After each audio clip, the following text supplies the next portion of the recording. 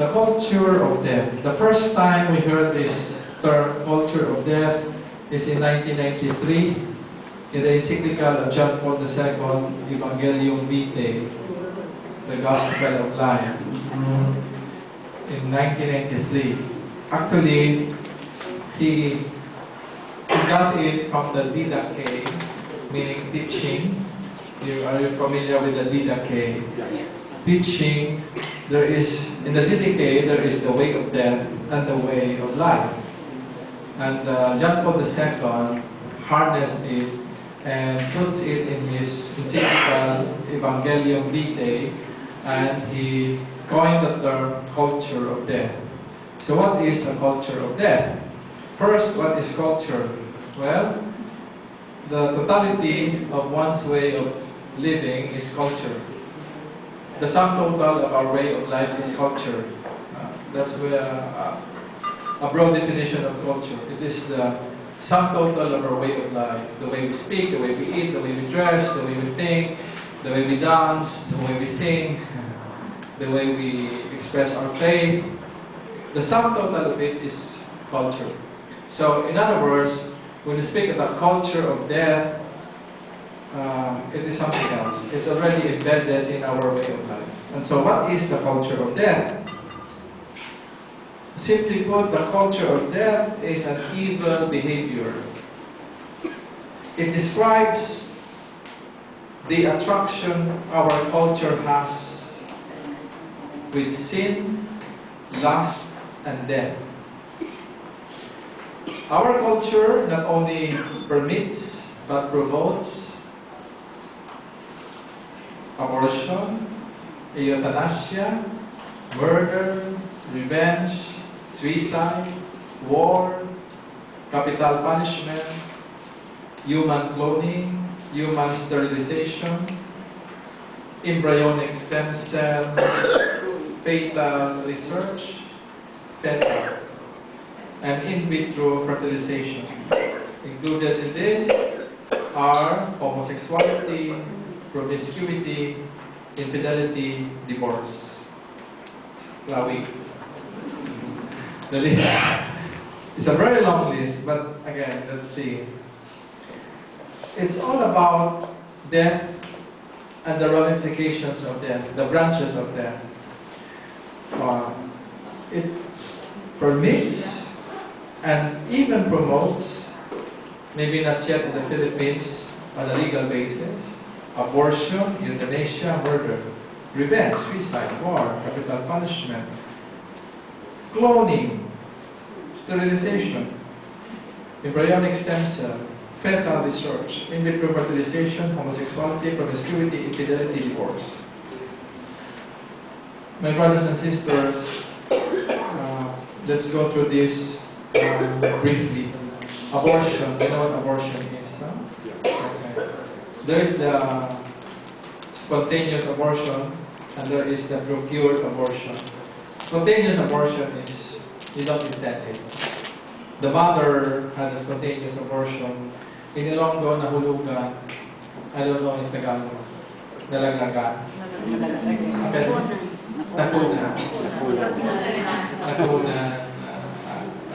Nakuna.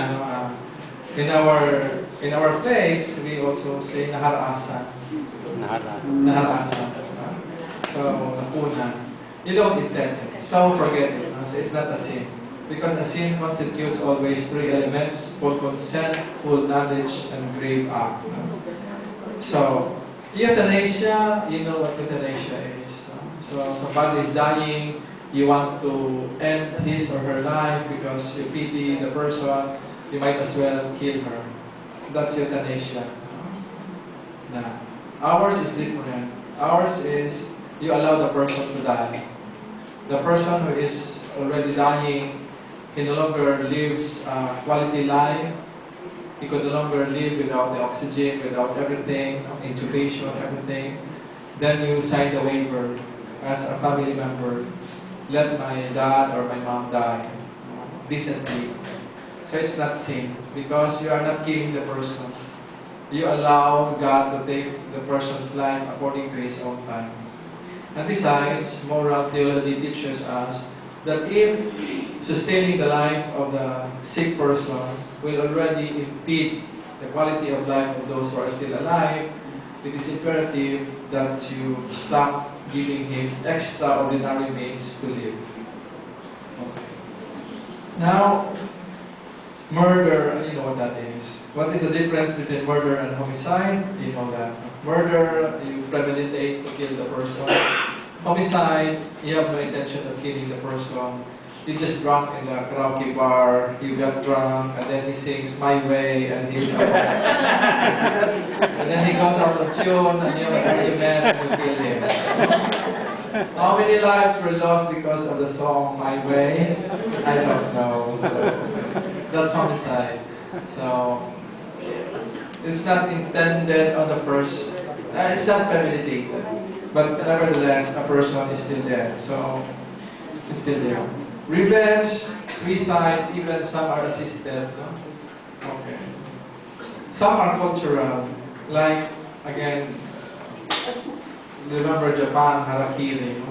And for them, the samurai, they find it an honor if you take your life for the sake of honor. So. But from the Christian point of view, we are not supposed to take our life. It is a gift from God.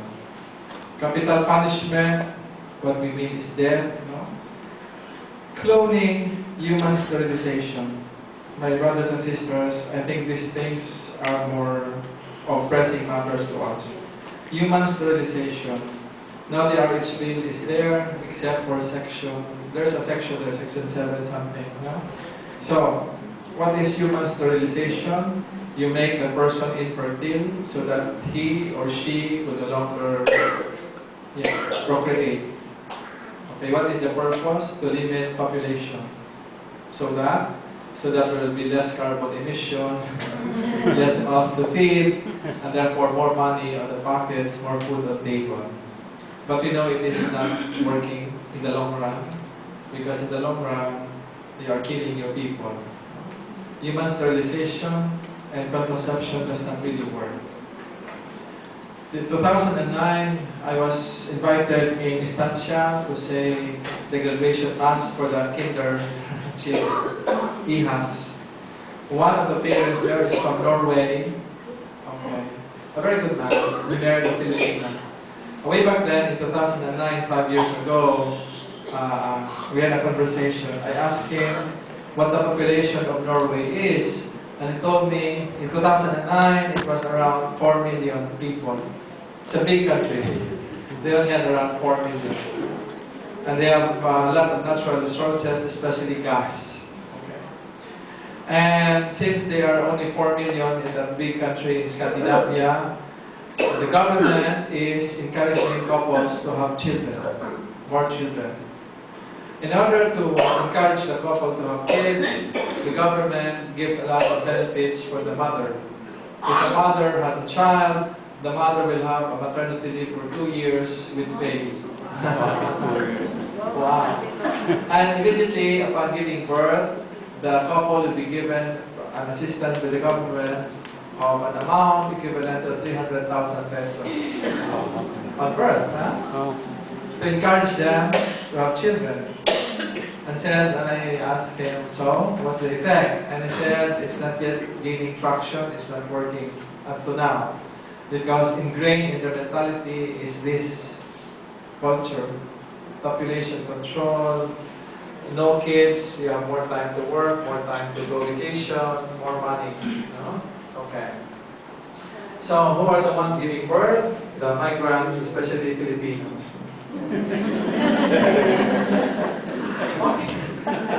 Oh yes, of course. When I was studying in Europe, I had a chance to work in Germany every summer. Every summer means 3 months. I work for 4 summers. That's equivalent for 12 months. That's roughly 1 year. Way back then, in 1994 until 1998, they still have Deutschmark. The German government gave 700 Deutschmark a month to the first child of a couple, German, subsidy, and 350 for the second child, subsidy for each month, so that they will be encouraged to have kids. not working really. The ones who have kids are people coming from Turkey and from the Philippines. Right. So, why is that mentality? Work, industrialization, vacation. If you have kids, it's difficult to move. If you have kids, you have a lot of time spent on rearing them. So, ingrained in that mentality, is population control. So therefore, how do you control population? One way, sterilize your people. It's not good. It's a culture really of them. Now, I have a friend.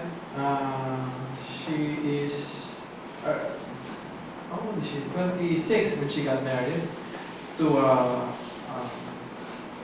foreigner from UK. And well, the man is honest enough. The man is had undergone vasectomy. Okay.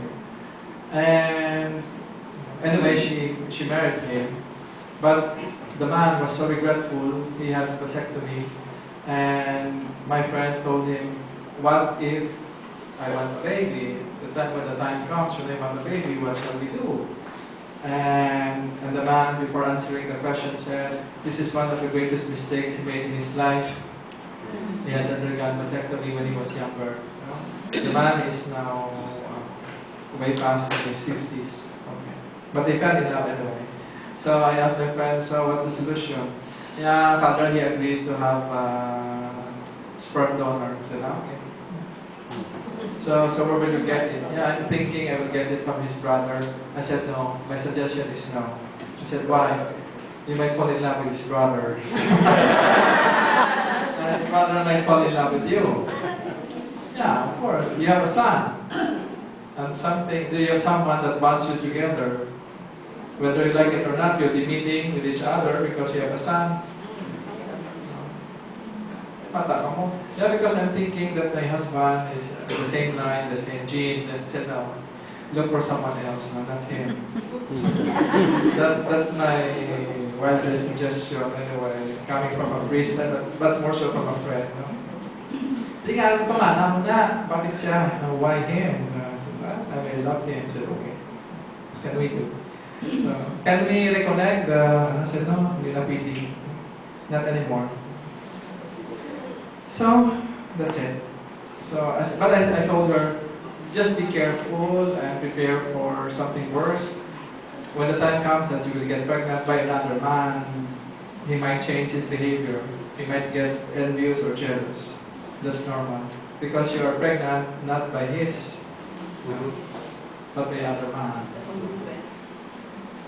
Why can't you adopt? I said, "No, I want to have my own baby. I'm still in my reproductive years, so I want to have my own." Kawawa. So, that's it. A culture of death. What else? Stem cell, embryonic stem cell. They made some research on the embryonic stem cell. I don't know how true it is. It might be unfair if I say this, but some research on cosmetics on how to make us look younger are done through fetal research. Stem cell. We know some national figures who underwent stem cell therapy. You know them. People who have more money and underwent stem cell therapy. I don't know what happened to them. Okay. In vitro fertilization. So all these are all embedded in our culture. Therefore, these proclivities lead to the destruction of life and its natural origins. They devalue human life and lead to an explosion of all types of sin. Once you devalue human life and its dynamics, ramifications, then it's natural to devalue also people. If we devalue people, we harm ourselves and others, and we don't see the face of God anymore. So this is the way of life that is a counter-act to the way of death. The intrinsic value of human life must be welcomed and loved from conception to the moment of natural death. And so, our option is to be pro-life. Now, culturally speaking, our culture, Filipinos, in general, we value life. I have friends, younger friends, lovers not yet married, and some got pregnant. And somehow they are nervous because the parents don't know yet they're not married. But I feel edified because whenever I ask them, so what's next? Oh, Father, I'm keeping my baby. This is a blessing from the Lord. I go, wow, okay. Even if we are not yet ready, I got pregnant, but I'm keeping my baby. This is a blessing. This is a blessing. I have my brother, the fourth sibling. Anyway, all of my siblings, they only have one child. No? There are 6 of us, 5 are married. Of course, I'm the only one not married, so okay. And all of my siblings, we are 5 brothers, 1 sister. They only have one child. Isa lang naglabata. And all of them are boys. All of them are boys. So, my brother, my eldest nephew, is now a graduate of marine engineering. He's now 22 years old, 21. And in this year, he will go abroad for his trip. And my brother and my sister-in-law, one time they were talking with me, and they said, you know, when our son will leave for his work at sea, will there be only 2 of us left? Yes, and jokingly, the mother, my sister-in-law, said to my brother, Joe, if ever Gwenda will impregnate a woman, let's get a child. So that we have someone here at home. And my girlfriend, my nephew has a girlfriend. And then they were talking about life, of course. And they're very realistic. And they said, if ever you get your girlfriend impregnated, just give the child to us. And we will take good care of them. And we will feel young again. And we will have our own grandson or granddaughter. And anyways, I was just smiling. Because if you look at it, it's not yet moral, it's not yet legal, you're not married. But what if it happens? Okay, if it happens, then it happens. But one thing more that makes me feel edified is the fact that give the child to us. That's the sentiment. Filipino sentiment. Darating lang sa akin na yung anak. Akin na yung anak. If worse comes to worse, if a husband and wife quarrel, sometimes they will even forgo the husband and wife. But the children, they will always give their lives for their kids. So, still in our culture, that is pro-life, something positive. Euthanasia is not in our culture, and I hope it will never enter into our culture. Why? Because Filipinos will do everything they can to see their beloved up to the last breath of his life. That's who we are. That's what we are. We will never do anything to shorten the life of our beloved. I hope that part will never enter into us. There was a time in Europe when there was a great debate on one case. A certain person was already comatose, and he was already, from the point of view of those who advocated euthanasia, they said he is no longer the person he used to be. He is half the person, or even less, half of the person that he used to be. He is no longer that person, and therefore, in order to do him a service, let's end his life. Mercy killing. No? But the argument on the side of the pro-life is like this. From the outside, we see him like that. From the outside, we see him as half of the person that he is, or even less of the person that he is, less half of the person that he is.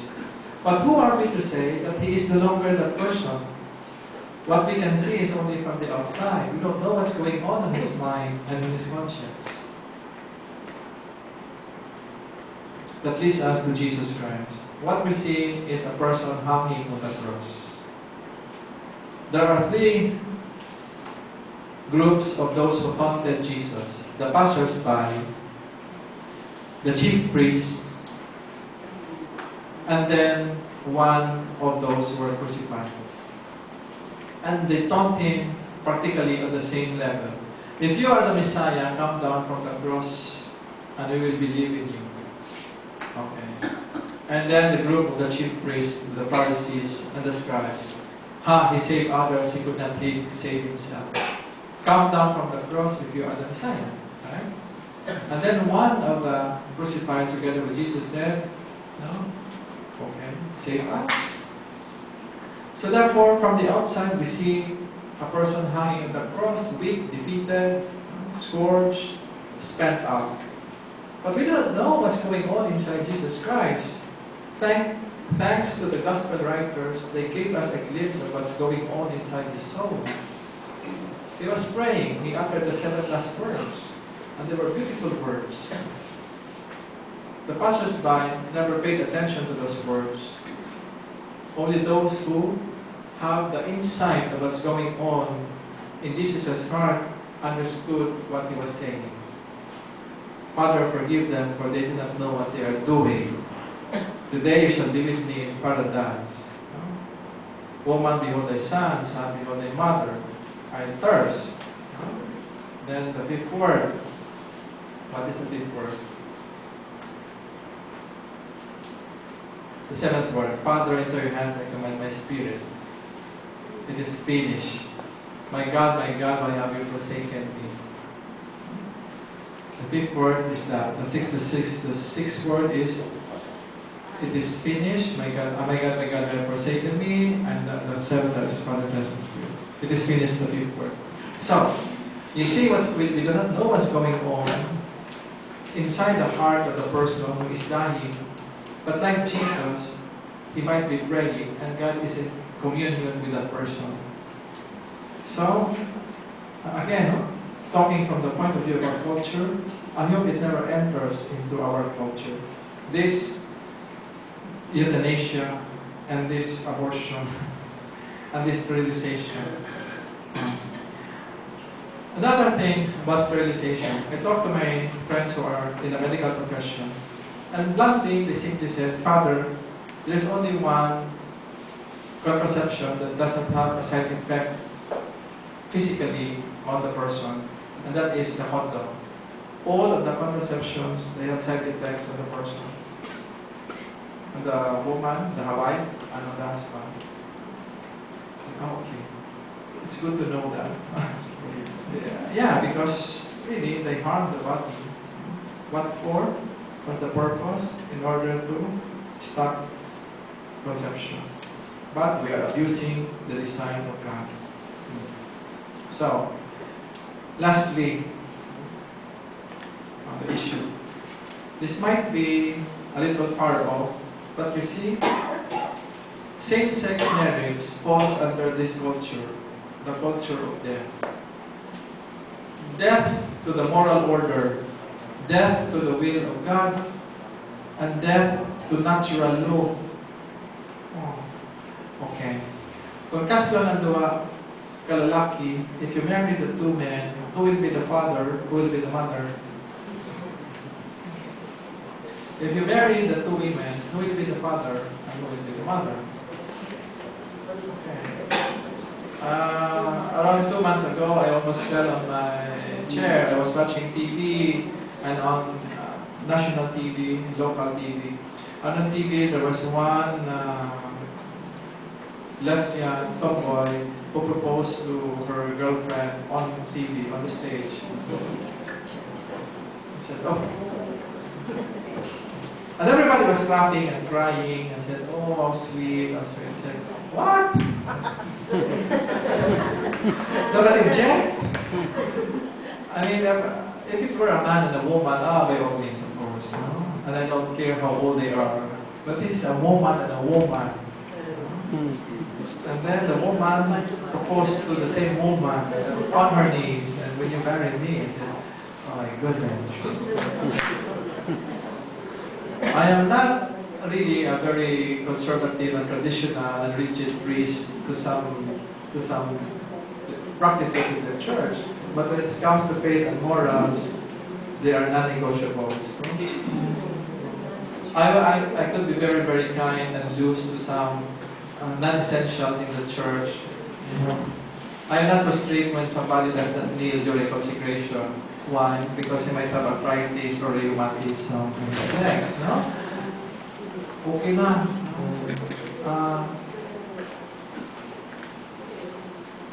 I'm not so strict also to some people who goes to our church and they don't look as, well dressed as they should be for some reason. Sometimes they are just pedicab drivers. They wear shorts, but long shorts. Okay na. They go to mass.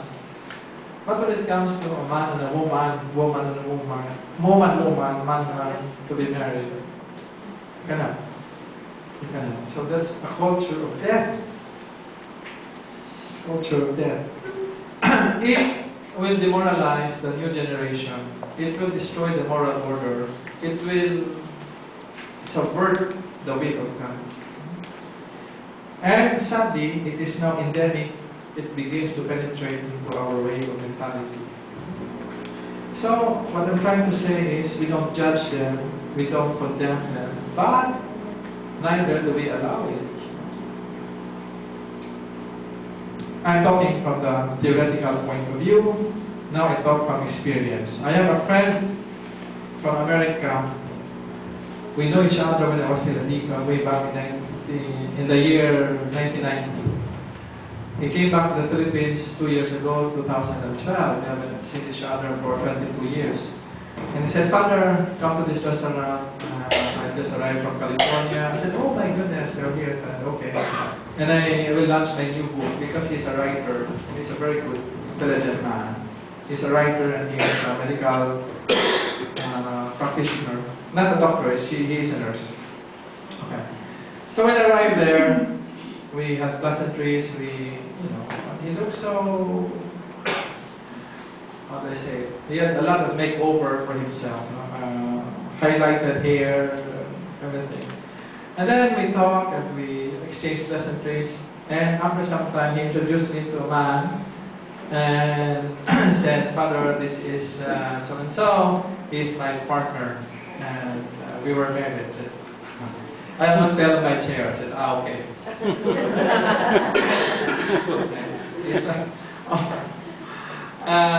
What can I say? So, "Okay, nice to meet you." I wanted to leave, but I could not. It's bad manners, bad taste, and I have to be there because he's launching his new book, and I have to stay. And we were having our conversation, of course, but deep in my mind, I was really disturbed. I said, "Yeah, it's okay if you talk on the theoretical and principle level, at the level of theory, of principle, and guidelines. But it's also difficult when it happens to your friend and you are there." So I was there with my friend, and he told me he is now married to a man because he's also a man. What shall I say? When I condemned him, I said, "What happened to you? What happened to your intelligence? You graduated cum laude from UP, and now what happened to you?" Can I say that? Of course not. So what did I say? I talk about the book. I talk about his profession. I talk about his practice. And the irony of it all is when I left, he wrote me a dedication of the book. "Dear Father Ray, you are always my moral compass."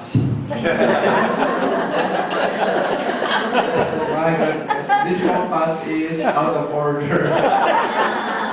I pointed him to the wrong direction.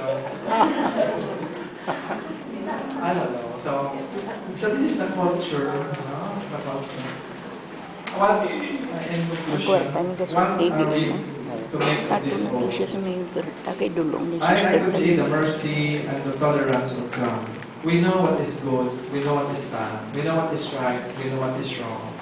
And every time we progress through something and we feel powerful and we feel rich, we try to encroach on the territory that God alone controls, life and death.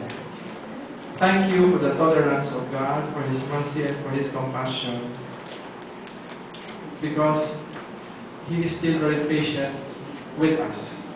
But we should not force the issue too far.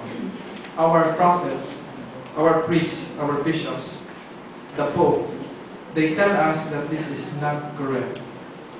And we should follow.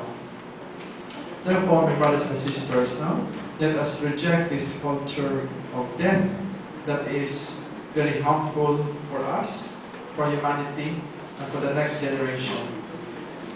Do not mistake tradition for being outmoded. Tradition is that which is being handed down. What is good is being handed down. That is why tradire, that which is being handed down. So what that which is being handed down is something precious. We do not only accept it, we expand it, and we put it a new one, applying it to the context that we are in right now. And so, what does it make of it in connection with the crucifixion of the Lord? The crucifixion of the Lord is life for us. His death is life for us. His wounds are healing for us. Jesus received everything that is evil, everything that evil could do to a person, and He absorbed everything. This is the irony of, this is the dynamics, if you call it that way, of evil. If evil does something bad to you, very bad, so bad and so powerful, and you do not repay it with evil, it loses its speed. When you absorb all that is bad, as far as you can, if you absorb all that is evil, caution, it loses its power. But if something evil has been done to you, and you repay it with evil, it gains its strength. That's the dynamics of evil. Pag minura ka, minura mo siya, talagang pagmumurahan kayo. Pag pinatay mo rin, the next generation will kill each other. That's how the evil works.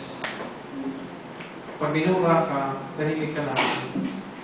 After some time, she will run out of her voice. Dihinto yan, titigil, wala na. And she will wonder, why are you not responding? And that's Jesus' way of rebuking evil. He rebukes evil with silence. He rebukes evil with good. He absorbs everything, not for Himself, but for us. In the end, evil got tired. Death has no more power over him, because the ultimate power of evil is death. After death, no more. What can death do to you if you are dead? So life eternal follows. So the power of God is shown in the resurrection of Jesus Christ. Hold on to our faith, keep the faith, keep the hope alive, and express it in love. Thank you very much for listening.